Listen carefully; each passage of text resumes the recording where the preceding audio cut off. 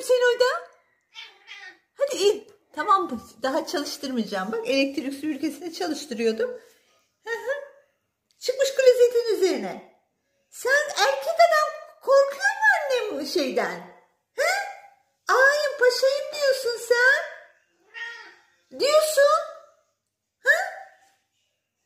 Elektrik süpürgesinden korktuğuna inanamıyorum ben senin. Ha? Korkuyor musun annem? Ha? Korkuyor musun sen?